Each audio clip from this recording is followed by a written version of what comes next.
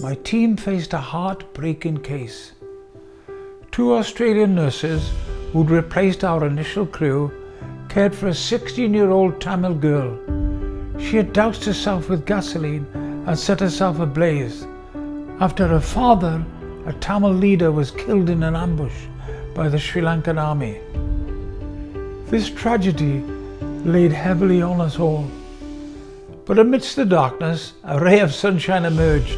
Baby 81, found bruised and muddy under a rubbish pile 2 days after the tsunami, this infant became a global headline.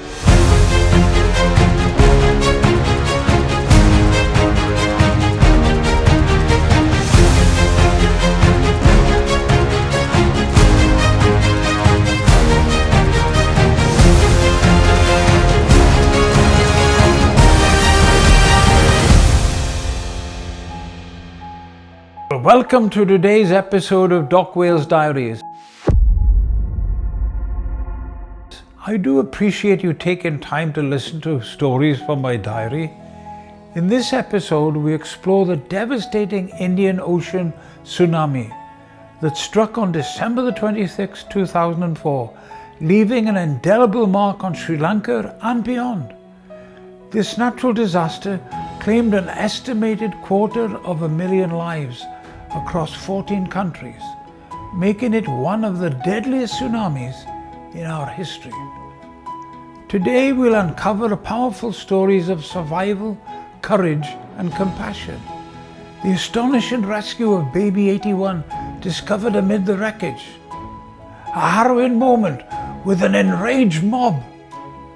And the inspiring commitment of 12 Muslim men who brought hope in their shattered community. As we walk through these moments together, we're reminded of Matthew chapter 5 verse 14.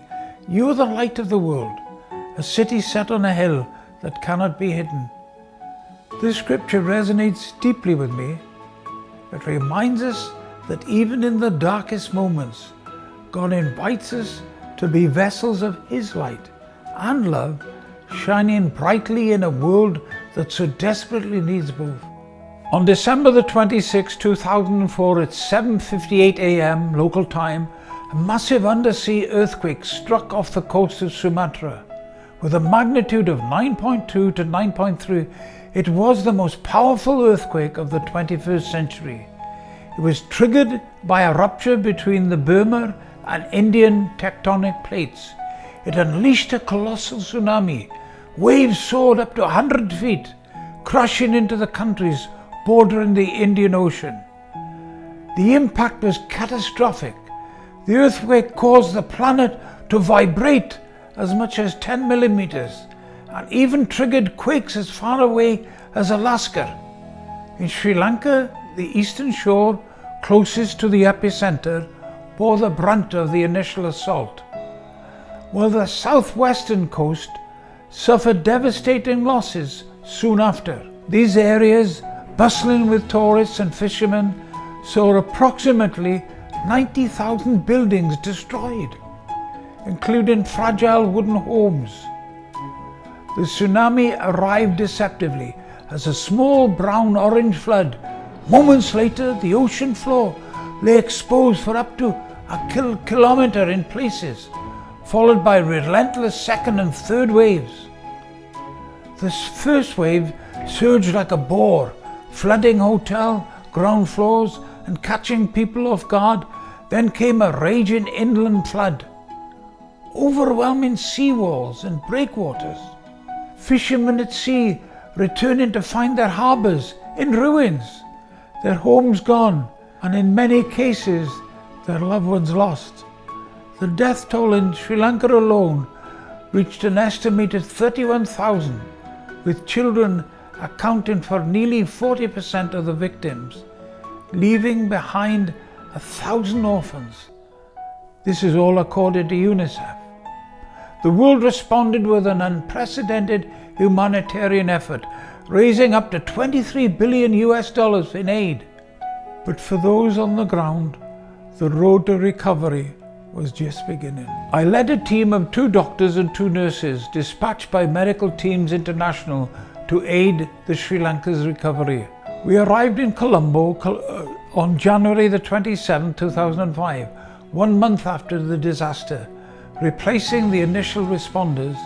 My journey began in Boston on January the 26th, taking me through London and Dover before landing at Bandaranaike Airport there in Colombo. Before departing, I met Prashant Visar, a Sri Lankan-born Gordon student. His insights into his homeland proved invaluable, and his parents, Adrian and Ophelia, later supported our relief efforts. Prashant has since become a respected leader of Sri Lanka Unites, an NGO fostering healing and reconciliation in a nation marked by ethnic and religious diversity. Our mission? To serve the predominantly Muslim community of northeastern Sri Lanka, focusing on Kalmanai, a coastal town nearly wiped out by the tsunami. Our journey from Colombo took us through the stunning mountainous terrain with a stop in Kandy, where wild monkeys harassed us through open car windows, pulling at us. Initially, we were housed in a bed-bug infested motel in Akaraputu, where the previous team had stayed. Though our hosts were kind, the conditions were unbearable. As team leader, I sought better accommodations, and with the help of a Sri Lankan assistant, we rented a home of his former headmaster on the Maluga Road in Sant Mararut. The house offered separate bedrooms, a well-equipped kitchen, and a charming courtyard, far better than the partially destroyed property I'd rejected a little while before, spotting a skeleton in the yard. Just a month earlier, this very street had been devastated by the tsunami. In Kalmanai, we were blessed by the support of 12 young Muslim community leaders. Curiously, whenever our vehicle passed the local mosque, they ducked out of sight. When I asked why, they explained, "Our mullah told us not to associate with you Christians, but we know where the love comes from. Your people sent you to help us, and we want to help you." And help they did. Within days, they secured a stable building near the beach for our emergency medical center. They unloaded equipment, set up a dispensary, and opened a single door to all. Buddhist, Hindu, Muslim, Christian, Tamil, Sinhalese, everyone entered through the same door and waited side by side for care. This unity stood in stark contrast to Sri Lanka's recent past. Between 1956 and 2009, ethnic and religious tensions claimed about 250,000 Tamil lives. Nearby in Particular, they had seen massacres like the slaughter of Tamils by the Sri Lankan army on September the 9th, 1990. Colonial legacies fueled these conflicts, and the government once armed Muslim youths as home guards to suppress the Tamils, some of whom later joined radical groups like the Jihad movement linked to the 2019 Easter bombings. Reflecting on this, I suspect the mullah who opposed our helpers may have been radicalized. In times of war and disaster, such tensions leave deep scars. One day, while I visited another team in a tsunami-ravaged Arugam Bay with Canadian Army's help, my team faced a heartbreaking case. 2 Australian nurses who'd replaced our initial crew cared for a 16-year-old Tamil girl. She had doused herself with gasoline and set herself ablaze after her father, a Tamil leader, was killed in an ambush by the Sri Lankan army.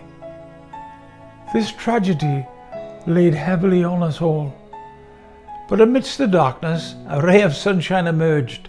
Baby 81, found bruised and muddy under a rubbish pile 2 days after the tsunami, this infant became a global headline.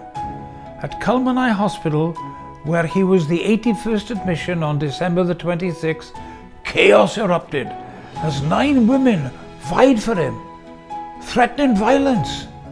I was temporarily in charge of the children's ward when one woman threatened my life and another vowed suicide if the child was denied being hers.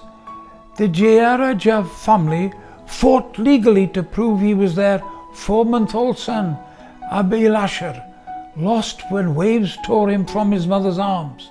On February the 2nd, 2005, a court-ordered DNA was tested.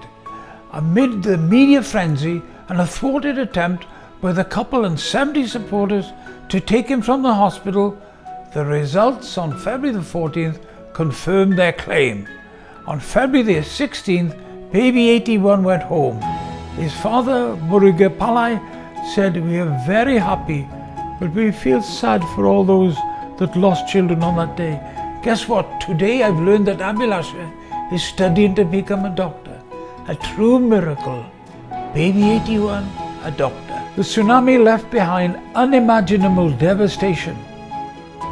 But what I remember most are the faces, the courage of survivors, the compassion of strangers, the quiet resilience of communities brought together by shared loss and hope. From the courage of 12 Muslim helpers defying division to the perseverance of baby 81's family, this journey through Sri Lanka's tsunami aftermath reveals God's love shining through darkness. Amid the skeletons in ruined yards, threats from angry mobs, and the weight of loss, we saw God's purpose unfold through acts of love, healing and hope. Psalm 46 and verse 1 declares, "God is our refuge and strength, an ever-present help in trouble." These stories remind us that even in our darkest moments, God's love empowered us and empowers us to rise and serve. Join us next time as DocWales Diaries continues to uncover tales of faith and resilience. We're going to go back to Sri Lanka and the tsunami. DocWales.